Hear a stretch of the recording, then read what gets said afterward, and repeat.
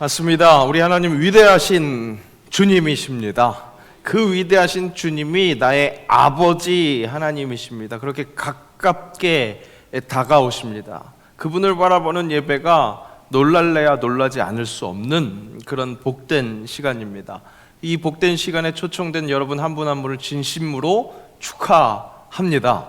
그리고 주의 이름으로 축복하며 그 축복이 얼마나 크고 놀라운지를 다른 사람들에게 증언할 수 있는, 그렇게 보여줄 수 있는 진정 복의 근원들 되시기를 다시 한번 축복합니다.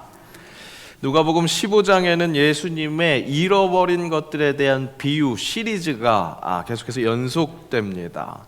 잃어버린 것, 그 첫 번째 이야기가 오늘 함께 읽은 잃은 양 이야기입니다. 그림에서는 가운데 부분이라고 할 수 있겠죠. 그리고 두 번째 이야기는 잃은 드라크마, 그러니까 동전 돈을 잃어버린, 그랬다가 찾는 그 이야기입니다. 첫 번째 그림이고요. 마지막 세 번째 잃은 아들 이야기, 이 탕자의 비유로 알려진 그 이야기, 렘브란트의 그림으로 그 아버지의 따뜻함을 볼 수 있습니다. 모두 소중한 것을 잃은 그 이야기입니다. 소중한 소유를 잃은 그 이야기입니다. 가축은 당시 재산의 아주 큰 부분이었습니다. 그리고 드라크마, 동전, 돈이니까 우리가 아주 정말로 피부로 와닿죠. 충분히 동감할 수 있는 물질이었던 겁니다. 또한 아들은 물론 우리에게도 무엇보다 귀한 자녀니까 그것으로 참 귀중한 것이다, 그렇게 동감할 수 있지만, 고대에서는 자녀가, 특별히 아들은 생산력의 그 지표가 되기 때문에 부모에게 있어서 다른 소유한 어떤 재산보다도 소중한 것, 바로 그것이었습니다. 그러니까 이 고난의 대명사라고 하는 그 욥에게 다가온 그 순환이 어떤 것부터 찾아왔습니까? 종을 잃고 가축을 잃고 자녀도 잃는 그런 어려움, 그것으로 시작되었습니다. 그렇게 소유를 잃어버리는 것, 그것이 우리 사람에게 있어서 가장 동감할 수 있는 아픔, 슬픔이라고 할 수 있겠습니다. 누가복음 15장에 나타나는 이렇게 잃어버린 것들은 그런 우리 사람이 느낄 수 있도록 그렇게 잘 동감할 수 있는 메타포를 통해서 자기 자녀를 잃은 하나님의 아픔, 그 애탐, 이것을 표현하고자 한 것이었습니다. 하나님이 잃어버린 것에 대한 애탐이 있으셨습니다. 그래서 아들 예수 그리스도가 사람의 몸을 입고 이 땅에 오셨습니다. 그렇게 하나님의 잃어버린 자녀에 대한 애탐, 왜 그렇게 애타셨을까요? 그 원인은 무엇이겠습니까? 바로 사랑 때문이겠죠. 사랑 때문이었습니다. 사랑했는데 하나님은 왜 자녀를 잃어버리는 실수를 하신 걸까? 그렇게나 사랑했다면 자녀를 돌보는 것에 있어서 나태하지 말고 잃어버리지 않았으면 됐을 텐데 왜 잃어버리는 실수를 했을까? 근데 여러분 잘 아시는 것처럼 하나님은 실수가 없으신 분입니다. 자기 백성, 자기 자녀를 잃어버린 것 또한 사랑 때문이었습니다. 창세기에 에덴 동산 중앙에 선악과가 있었습니다. 우리가 그 사건을 기억할 때 깊이 생각하지 않는다면 이렇게 불평하면서 문제를 제기할 수 있습니다. 아니, 왜 하나님은 그 시험거리를 에덴 동산 중앙에, 너무나 잘 보이는 그 중앙에 떡하니 놓으시고 사람이 그 유혹에 넘어가게 하셨을까? 이건 시험에 넘어가라고 완전히 준비해 놓은 거지, 덫을 놓아놓고 왜 걸렸냐고 그렇게 정죄하는 것 아닌가? 아예 인간의 손이 닿지 않는 저 높은 곳에다가 올려놨다면 유혹을 받았다라 할지라도 유혹을 넘어가고 싶어도 유혹에 넘어가지 못했을 텐데, 그렇게 의문을 품기도 합니다. 하지만 하나님은 사람을 만드실 때, 사람을 지으실 때 자기 형상대로 지으시고 사랑하려고 그렇게 지으셨습니다. 인격적인 존재로 서로 사랑하기 위해서 지으셨다는 거죠. 내 마음대로 얼마든지 조정할 수 있는 로봇을 만든 것이 아니라는 사실입니다. 사람 스스로 인격적으로 하나님을 선택하는 것, 사람 스스로 하나님께 붙어있는 것, 그 사랑을 원하셨던 겁니다. 그래서 인간의 자유의지로 선악과를 충분히 취할 수 있음에도 스스로 취하지 않는 그것, 정말 사랑하기를 원하신 하나님, 그래서 스스로 하나님의 말씀을 지키는 그 자유의지를 우리 인간들에게 주시고 사랑하기를 원했던 거죠. 복음을 잘 알지 못하는 사람들은 왜 사랑의 하나님이라고 하면서 사람들을 지옥에 막 집어 던지느냐 이렇게 묻습니다. 근데 하나님은 자기 자녀들을 지옥에 보내는 분이 아니십니다. 사랑이라는 특권으로 자유의지를 가진 인간이 하나님을 선택하는 것이 아니라 죄의 급류로 빠져드는 것을 선택했습니다. 그래서 휩쓸려 내려갑니다. 그 급류 속에서 우리 하나님은 건져내시는 분이 하나님이십니다. 지옥으로 던져내는 것이 아니라 지옥으로 휩쓸려가고 있는 그 사람들을 건져내는 구원자라는 것이죠. 그리스도 예수 구원자는 그렇게 우리를 구원하시는 분이십니다. 우리는 다 양 같아서 그릇 행하여 각기 제 길로 갔거늘 여호와께서는 우리 모두의 죄악을 그에게 담당시키셨도다. 향방을 모르고 각기 제 길로 가는 그 죄의 급류에 막 휩쓸려 내려가는 그 잃은 양을 하나님은 잊어버리지 않으십니다. 성실하신 하나님께서 그 불쌍한 잃어버린 양을 잊어버리지 않으시고 찾으신다는 겁니다. 오늘 잃은 것들의 비유, 이 시리즈가 시작된 발단은 세리와 죄인들, 그들에게 가르치시고 함께 음식을 드시는 그 예수님을 고발하는 그런 바리새인들과 서기관들 때문에 이 이야기가 시작이 되었습니다. 이 잃은 것에 대한 비유의 이야기가 그래서 시작됐다는 겁니다. 왜 시작됐다고요? 하나님께서 세리와 죄인들, 누구나 그렇게 죄인이라고 그렇게 정죄할 수밖에 없는 그들을 잊지 않으셨다는 겁니다. 잃어버린 그들을 잊지 않으시고 찾아가서 일깨우시는 장면입니다. 우리 하나님의 사랑은요, 그렇게 세심하십니다. 잊어버리지 않는다는 겁니다. 길을 잃어서 잃어버린 자들을 잊어버리지 않으시고 찾아가서 다시 한번 건져내시는 하나님. 그 세심한 사랑, 그 세심한 사랑의 수혜자가 바로 당신입니다. 바로 당신이 오늘 그 사랑의 그 수혜로 인해서 이 자리에 예배하고 있는 것입니다. 또한 하나님의 사랑은 계산적이지 않습니다. 계산적이라면 한 마리의 손실을 보았더라도 99마리를 열심히 잘 지키는 것, 그것이 큰 손실을, 더 큰 손실을 막는 방법입니다. 하지만 하나님은 상처가 있는, 그래서 즉 죄가 있는 하나님을 등지고 길 잃은 향방을 몰라서 각기 제 길로 가는 그 한 영혼에 관심을 기울이십니다. 그 한 영혼에 정성을 쏟으십니다. 말씀드린 잃은 양 비유, 잃은 드라크마 비유, 잃은 아들 비유, 이 이야기에는 공통점이 있습니다. 잃었던 것을 찾았던 사람이 그것을 찾고 나서 너무나 기뻐하면서 벗과 이웃을 모아서 잔치를 베풉니다. 경제적으로 따지자면, 값어치로 따지자면 잃어버린 양, 드라크마, 아들, 어떻게 보면 배보다 배꼽이 더 큰 잔치를 벌이고 있는 겁니다.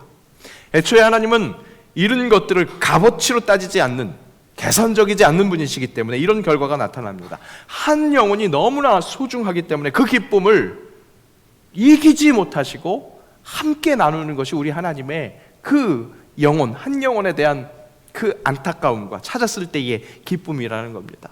여러분, 하나님은 당신에게 바로 그러한 기쁨, 이기지 못하는 그 기쁨을 품고 계십니다. 그 하나님의 말씀, 나에게 해당되는 말씀이라고 생각하면서 함께 읽겠습니다. 스바냐 말씀 함께 읽습니다.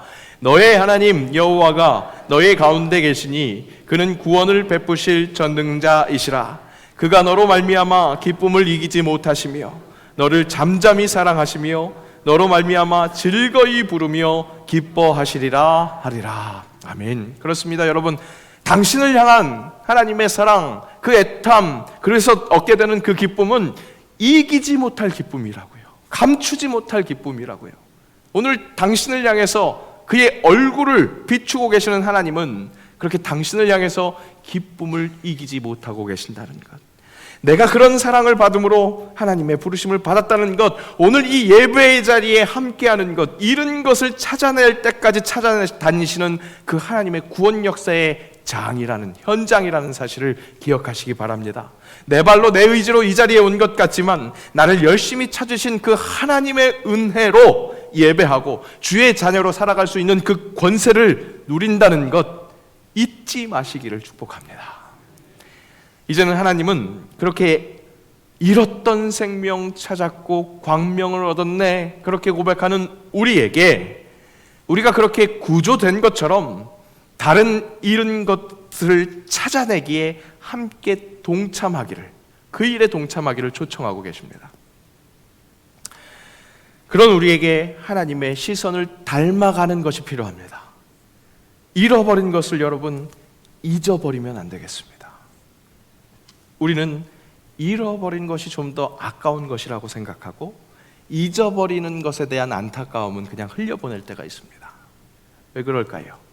잃어버리는 것이 내 소유이고 눈에 보이고 꽉 쥐고 있는 것이니까 이것이 없어지면 되게 손해라고 생각해요. 확 느끼는 거죠. 근데 잊어버리는 것은 보이지 않으니까 별로 그게 소중하다고 생각을 못하는 거죠. 하지만 여러분, 말씀이 이야기하듯이 보이는 것은 보이는 것에서 오는 것이 아니라 보이지 않는 것으로부터 오는 겁니다. 잊어버리지 않는 것, 그것이 훨씬 더 중요합니다. 훨씬 더 아까운 것이라는 겁니다. 잃어버린 것을요 잊어버리면요, 제가 무슨 지금 이 차이를 이야기하는지 아시겠어요? 잃어버린 것을요 머릿속에서 잊어버리면 그것은 정말 영영 잃어버립니다. 잃어버린 것을, 없어진 것을 기억하면, 잊어버리지 않으면 찾아야 된다는 것을 깨닫고 찾을 때 열심히 노력했을 때 잃어버린 것을 다시 찾게 된다는 것이죠. 여러분, 잊지 말아야 합니다. 잃은 것에 대해서 기억함으로, 우리 하나님이 그러시는 것처럼 애탐으로 계속해서 찾는 것처럼 우리도 그 하나님의 마음을 가져서 잃어버린 것을 기억하고 잊지 말고 계속해서 찾아내야 된다는 겁니다. 바로 그때 하나님의 마음을 함께 동감하며 그 하나님의 마음으로 나를 어떻게 끌고 오신 것인지 제대로 느낄 수 있다는 것이죠. 찬양의 가사를 깊이 묵상했으면 좋겠습니다. 아버지, 당신의 마음이 있는 곳에 나의 마음이 있기를 원합니다. 아버지, 당신의 눈물이 고인 곳에 나의 눈물이 고이기를 원해요. 아버지, 당신이 바라보는 영혼에게 나의 두 눈이 향하기를 원합니다. 아버지, 당신이 울고 있는 그 어두운 땅에 나의 두 발이 향하기를 원합니다. 우리 찬양 아시는 분들은 함께 찬양해 볼까요? 나의 마음이 아버지의 마음 알아, 내 모든 뜻 아버지의 뜻이 될 수 있기를, 나의 온 몸이 아버지의 마음 알아, 내 모든 삶 당신의 삶 되기를.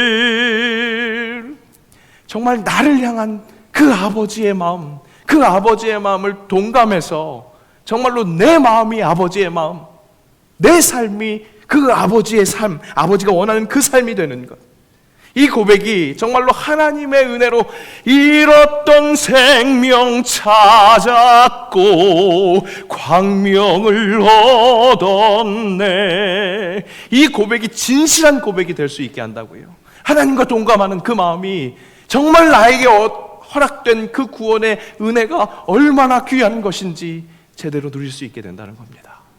하나님의 시선, 그 시선에 우리의 시선을 맞춰야 한다는 것이죠.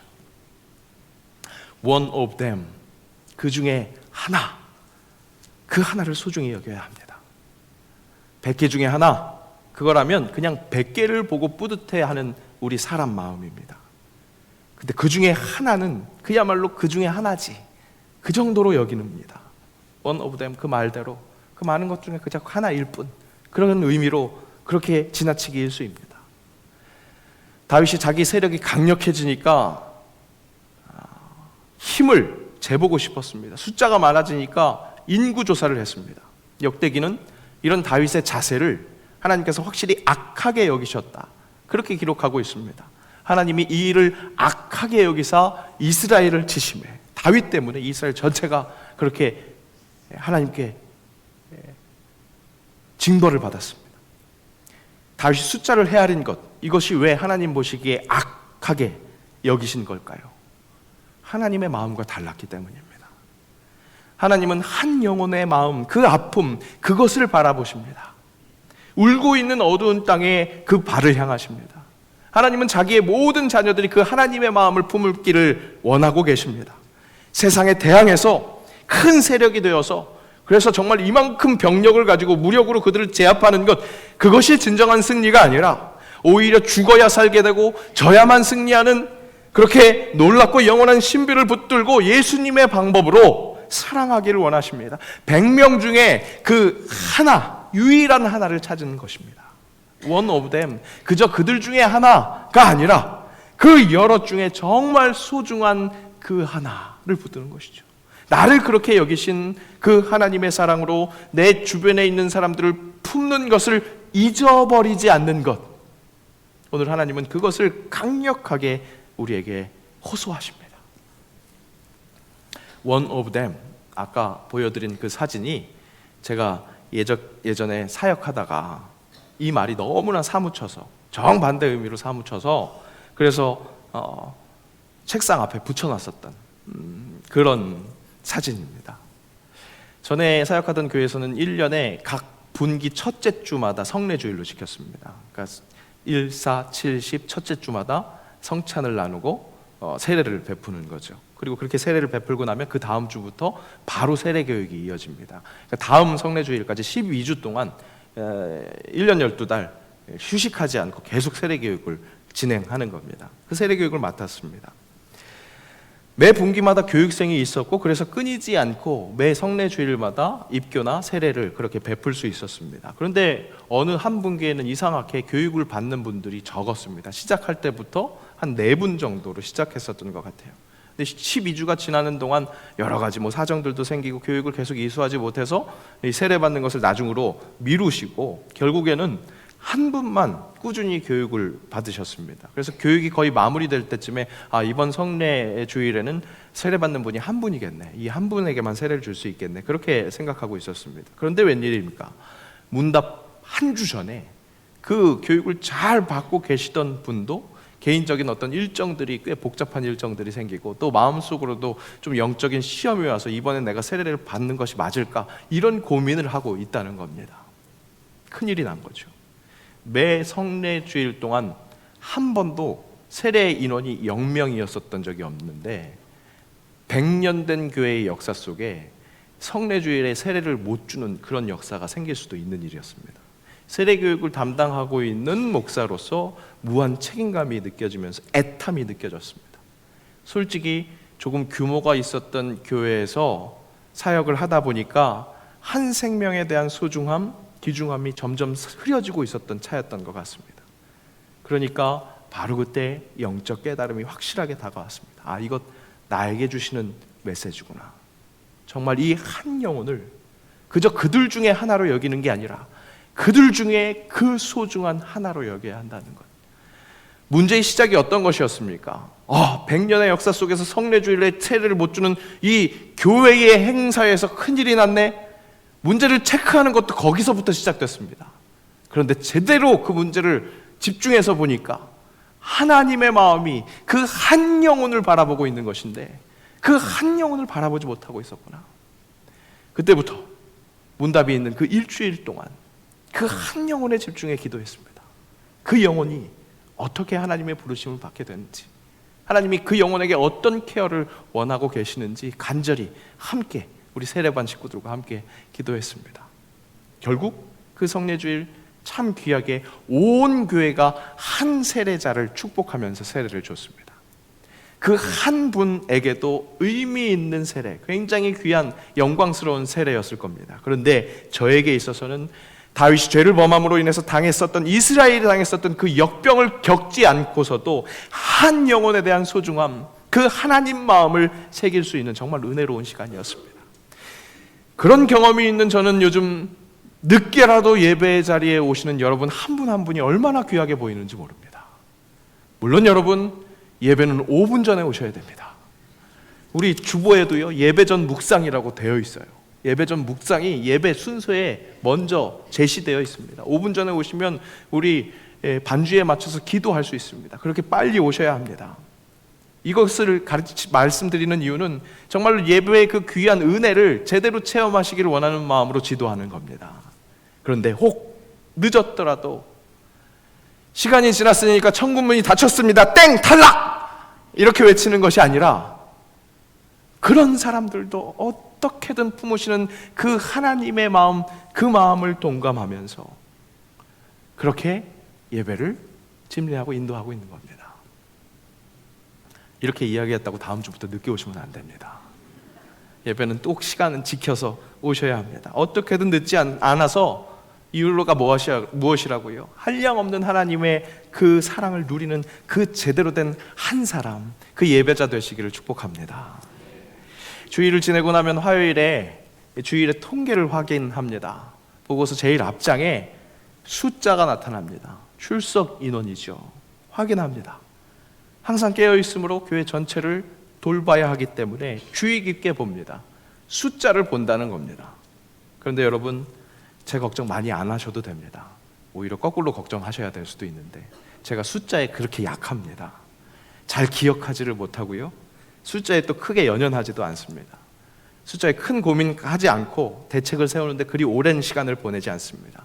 그 뒷장에 우리 성도님들의 사정, 왜 나오지 못하셨는지, 무슨 일이 있는지 목사님, 전도사님이 전화신방에서 확인해 주셨던 그 내용들을 체크합니다.